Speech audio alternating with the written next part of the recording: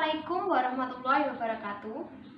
Perkenalkan, saya Lutfiana Eka Pratiwi dari staf K3 di perusahaan olahan jamu tradisional. Ingin membagikan sedikit informasi tentang penerapan K3 di lingkungan perusahaan. Penerapan K3 di perusahaan olahan jamu tradisional. Yang pertama, Undang-Undang untuk Pedoman Penerapan K3. Ada Undang-Undang Nomor 13 Tahun 2003 tentang Ketenagakerjaan Pasal 86 dan 87. Yang kedua, ada Peraturan Pemerintah Nomor 11 Tahun 1979 tentang rambu tanda bahaya di bangunan. Yang ketiga, Undang-Undang Nomor 1 Tahun 1970 tentang keselamatan kerja. Dan yang keempat, ada Undang-Undang Nomor 23 Tahun 1992 tentang kesehatan. Yang lainnya tentang undang-undang nanti tersedia di deskripsi. Peraturan perusahaan yang berkaitan dan diterapkan di perusahaan.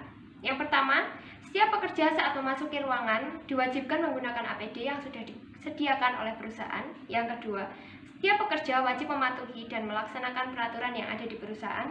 Dan yang ketiga, perusahaan wajib memberikan alat pengaman untuk melindungi pekerja.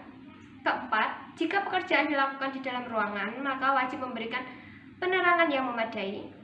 Yang kelima, setiap ruangan kerja diwajibkan terdapat rambu-rambu bahaya. Dan yang terakhir, pihak perusahaan wajib melakukan pemeriksaan terhadap alat-alat yang dapat menjadi sumber bahaya.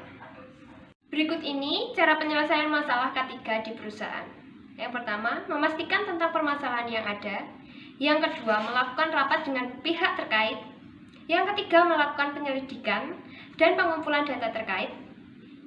Yang keempat, melakukan diskusi untuk menemukan penyelesaian masalah. Yang kelima, konsultasi dengan ahli K3 dan konsultan K3. Yang keenam, melakukan penanganan masalah. Kontribusi pihak terkait. Yang pertama, melakukan laporan bulanan terkait pelaksanaan K3. Yang kedua, pihak penyelia rutin melakukan inspeksi terhadap pekerja guna mematuhi dan menaati aturan K3.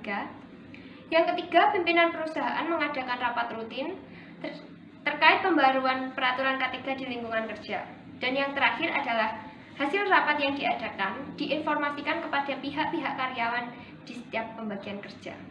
Informasi yang didapatkan terkait masalah K3 di perusahaan. Yang pertama, melakukan survei dan inspeksi terhadap masalah yang berlangsung. Yang kedua, dengan cara wawancara dengan pekerja karena informasi yang didapatkan lebih aktual. Yang kedua, dengan menggunakan kotak saran.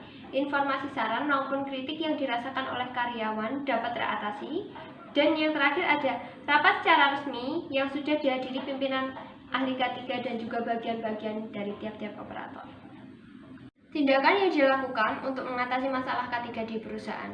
Yang pertama, dengan pemantauan dan pengendalian kondisi, juga tindakan yang tidak aman di tempat kerja. Yang kedua, tentang pelatihan dan pendidikan K3 terhadap tenaga kerja. Yang ketiga, konseling dan konsultasi juga, pengembangan sumber daya ataupun teknologi yang berkaitan dengan peningkatan penerapan K3 di tempat kerja. Yang keempat, tentang prosedur dan aturan K3 di tempat kerja. Dan yang terakhir, penyediaan saran dan prasarana K3 dan pendukungnya di tempat kerja. Tindakan yang dilakukan untuk menyelesaikan masalah K3. Yang pertama, mencatat terkait dengan masalah ataupun penyebab dari masalah tersebut. Yang kedua, daftar risiko yang dihasilkan akibat kecelakaan. Yang ketiga, melakukan pendokumentasian dan dilaporkan saat rapat rutin.